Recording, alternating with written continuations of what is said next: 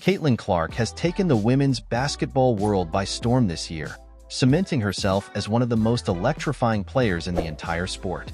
The Iowa sophomore has put together a historic season, averaging a mind-blowing 27.0 points, 8.3 assists, and 7.5 rebounds per game while leading the Hawkeyes to a 26-6 record and a number 2 seed in the NCAA tournament.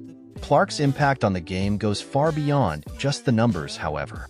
She plays the game with a flair and creativity that is simply unmatched, making jaw-dropping passes, draining deep three-pointers with ease, and finishing acrobatic layups around the rim.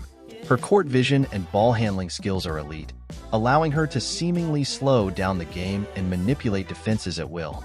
But what has been perhaps most impressive about Clark's play this season is her ability to step up in the biggest moments. Time and time again, she has hit clutch shots, made the right play, and willed her team to victory.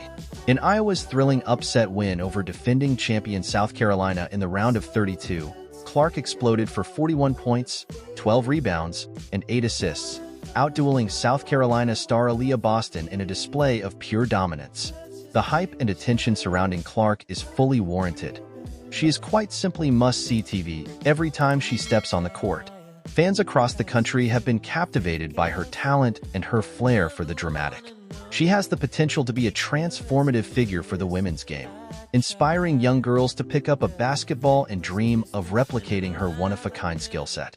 Unfortunately, the same cannot be said for the Indiana Fever organization, who have completely botched the early stages of Caitlin Clark's professional career. As the number 2 overall pick in the 2023 WNBA draft, Clark was expected to be the centerpiece of the Fever's rebuild, a young superstar who could help turn the franchise around and bring excitement and energy back to Bankers Life Fieldhouse. However, the Fever's handling of Clark's transition to the pros has been nothing short of an embarrassment.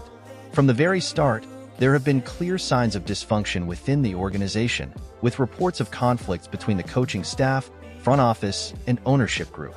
This internal turmoil has manifested itself on the court, where the Fever have stumbled out to a dismal 2-12 record, already all but eliminating themselves from playoff contention.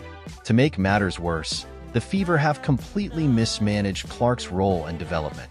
Despite her obvious superstar potential, the team has struggled to properly utilize her skill set, often relegating her to a secondary role and failing to put the ball in her hands enough. Clark is currently averaging just 12.4 points, 5.4 assists, and 4.6 rebounds per game, far below the numbers she was putting up in college and well off of the production that was expected of her as a top draft pick. The Fever's decision to start veteran guard Kelsey Mitchell over Clark has been particularly perplexing, as it has stunted the growth and confidence of their prized young prospect. Mitchell is a fine player in her own right, but at 26 years old, she is not part of the Fever's long-term future in the same way that Clark is. Forcing Clark to defer to Mitchell and play an off-ball role is a complete waste of her immense talent and potential. It's clear that the Fever organization is in complete disarray, with no clear plan or vision for how to build a winning team. Their handling of the Caitlin Clark situation is just the latest example of their profound incompetence, and it is a shame that such a transcendent young talent is being squandered in such a dysfunctional environment. Caitlin Clark deserves so much better than this.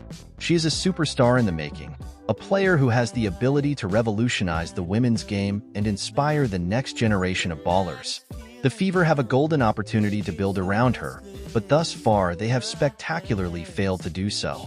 It is time for the Fever to get their act together and start putting Clark in a position to succeed, before they completely waste her immense talent and potential. The future of the WNBA depends on it.